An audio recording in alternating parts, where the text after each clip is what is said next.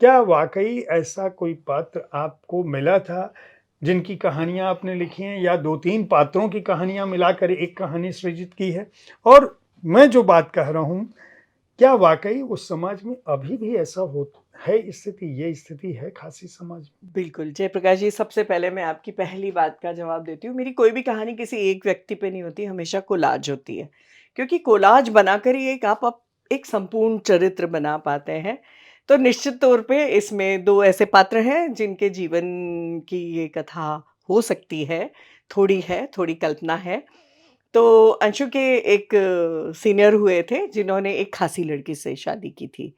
और उनको पूरा का पूरा जो, क्योंकि वो कुडू गर्ल थी। कुडू गर्ल वो होती है जो खासी समाज में सबसे युवा लड़की होती है और उसको माँ का सारी संपत्ति मिलती है।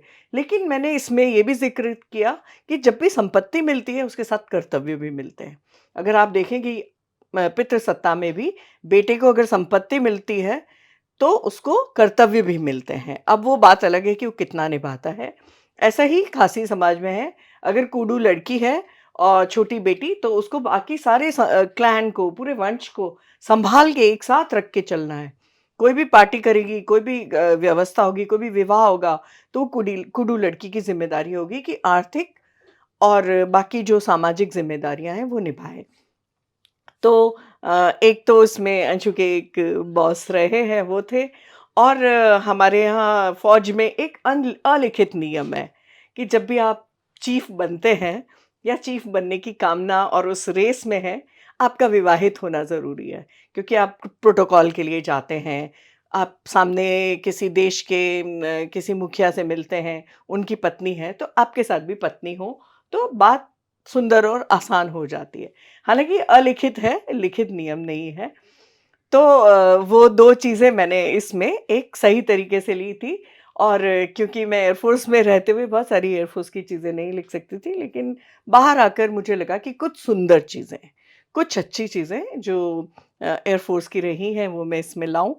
तो मैं इसमें लेकर आई और पहली बार मैंने वो एक छूट ली और उसमें बहुत रोचक घटनाएँ हैं। बहुत और अच्छ ऐसा होता है कि फ़ौजी अक्सर नॉर्थ ईस्ट में जाते हैं या कहीं भी जाते हैं, वहाँ वो प्रेम कर बैठते हैं और कई बार वो प्रेम सफल होते हैं, कई बार असफल होते हैं और कई बार विवाह भी होते हैं। तो ऐसे अंशु के बहुत सारे ऐसे दोस्त हैं जिनकी नॉर्थ ईस्टर्न वाइफ्स हैं।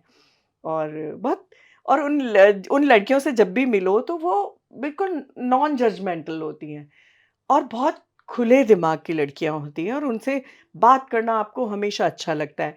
और नॉर्थ ईस्ट की जिस तरह की आपने बात की कि क्या ऐसा समाज आज भी है, तो कभी आप जल्दापारा या उससे आगे की तरफ जाएँ, तो आप देखेंगे घने जंगल में एक लड़की छोटी-सी स्कर्ट पहन के साइकिल चलाते हुए जा रही है। आप ये कल्पना उत्तर प्रदेश, दिल्ली, राजस्थान कहीं नहीं कर सकते। और वो लड़कियाँ सच में ये ज़रूर मानती हैं कि प्रेम करना उनका हक है, संबंध बनाना उनका हक है, लेकिन ना कहना भी उनका हक है। तो वहाँ के जो पुरुष हैं वो ये जानते हैं लड़की की ना, ना है। तो ये एक पूरा का पूरा एक आदिवासी अ, चेतना है। अगर मैं केवल यहाँ की बात ना करूँ, नॉर्थ ईस्ट की भी बात ना करूँ, तो मैं अगर झाबुआ के इलाके की बात करूँ, जहाँ पे वो पान खिला के शादी करके भगौरिया उत्सव की बात करूँ, हुँ, जिसकी मैं प्रत्यक्षदर्शी रही हूँ। वहाँ पे पान खिला के अगर लड़की खा लेती है, तो वहाँ से दोनों भाग जाते हैं और फिर जब वो लौट के आते हैं, तो माता-पिता उनका विवाह कर देते हैं और वर वधू का मूल्य चुकाता है। तो ऐसे-ऐसे आदिवासी समाज हुए हैं जहाँ पे स्त्री की अस्मिता, उसकी चेतना और उसकी इच्छा का सम्मान किया जाता है। तो ऐसे समाज में मातृसत्ता, मातृवंशी प्रणालियाँ हुआ ही करती होंगी जहाँ पे स्त्रियों की इच्छा को, तो मुझे लगता है कि अगर ये व्यवस्थाएँ किसी भी तरह से लिखने में, किसी फ़िल्म के ज़रिए बार-बार सामने आएँ, तो निश्चित तौर पे जो पितृसत्ता त्मक जो समाज हैं और उनमें स्त्रियों के ना का कोई मूल्य नहीं है, वो बातें सामने आएँगी, तो निश्चित तौर पे हमारे समाज भी कोई सीख तो ले सकेंगे।